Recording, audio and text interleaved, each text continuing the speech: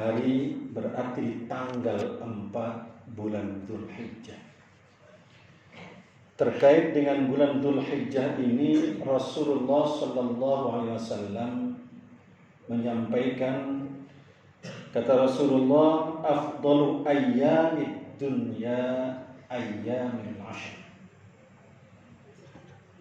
Hari-hari yang paling utama di dunia ini, kata Rasulullah, adalah hari 10 pertama di bulan Dzulhijjah. Sekarang kita sudah di hari yang keempat, berarti masih ada 6 hari lagi. Sampai Rasul mengatakan dalam hadis lain, ma min ayyamil amali salih fiha ahabbu ila Allah min hadhil ayyam, yakni ayyamul ashr, kata Rasulullah. Tidak ada amal yang paling mulia, kata Rasulullah, yang paling dicintai oleh Allah Subhanahu wa ta'ala selain di hari 10 pertama atau 10 awal di bulan Dzulhijjah. Sampai para sahabat kemudian bertanya, walal jihadu fi sabilillah, apakah jihad juga dikalahkan ya Rasulullah keutamaannya oleh 10 hari bulan Dzulhijjah ini? Rasul menjawab, kata Rasulullah, walal jihadu fi sabilillah, termasuk jihad fi sabilillah, dikalahkan keutamaannya oleh amal 10 pertama di bulan Dzulhijjah. Kecuali, kata Rasulullah, kecuali rajulun kharaja bi nafsihi wa malihi falam yarji' min dzalika bi syai'. Kecuali seseorang itu jihadnya atau berjuangnya, dia keluar dari rumahnya dengan jiwa dan hartanya, dan kemudian dia tidak kembali lagi, yakni dia menjadi syuhada di medan jihad itu baru tidak mengalahkan 10 hari bulan Dzulhijjah. Lalu amal apa yang bisa kita lakukan di 10 pertama bulan Dzulhijjah? Ternyata Rasulullah mengajarkan kepada kita amalnya sangat sederhana, tapi nilainya sangat tinggi sekali. Kata Rasulullah, perbanyaklah di 10 awal Dzulhijjah ini, yaitu tasbih, takbir, tahlil, dan kemudian tahmid. Subhanallah walhamdulillah wa la ilaha illallah wallahu akbar. Perbanyak bacaan itu, kata Rasulullah, itu akan menjadi keutamaan amal kita di 10 pertama bulan Dzulhijjah.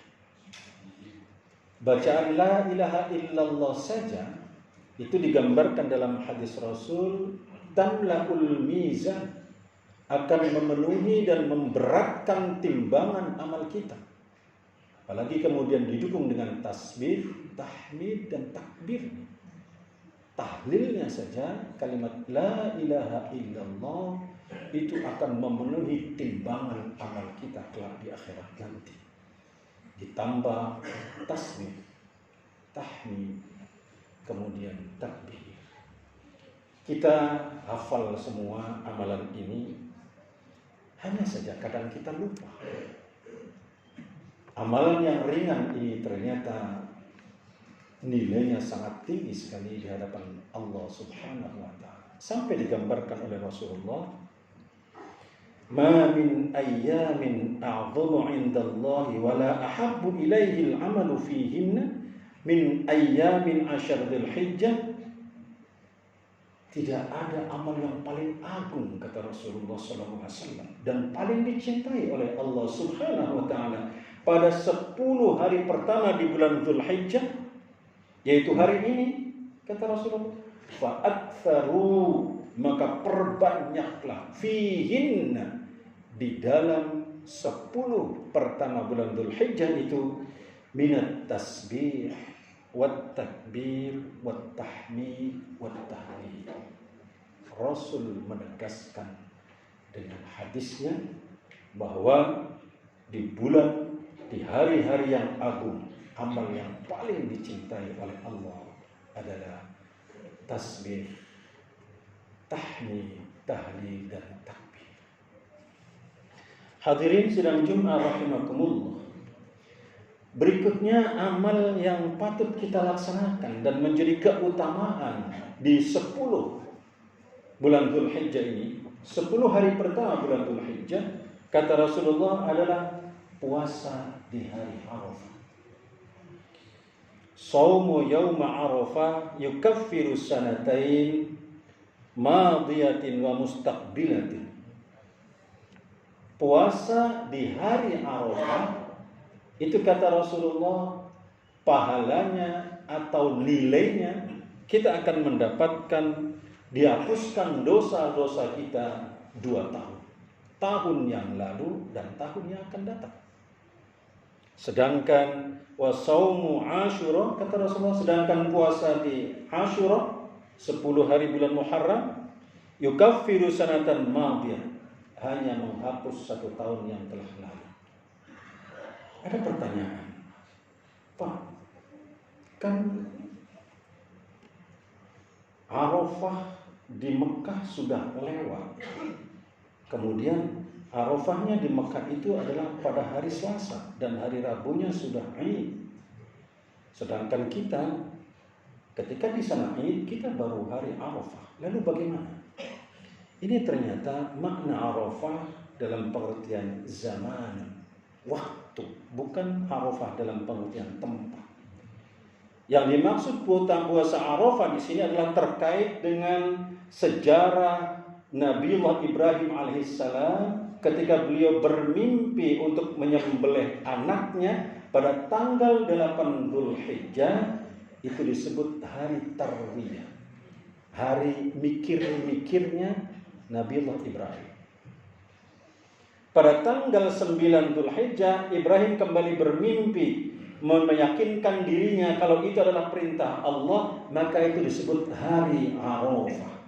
Hari Arafah inilah yang kemudian disunnahkan untuk berpuasa.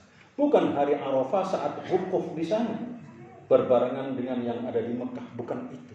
Tapi hari Arafah saat Nabiullah Ibrahim bermimpi dan meyakini mimpinya adalah perintah Allah Subhanahu wa taala. Pada tanggal 10 Dzulhijjahnya adalah hari nahar atau hari udhiyah, pelaksanaan pemotongan hewan kurban.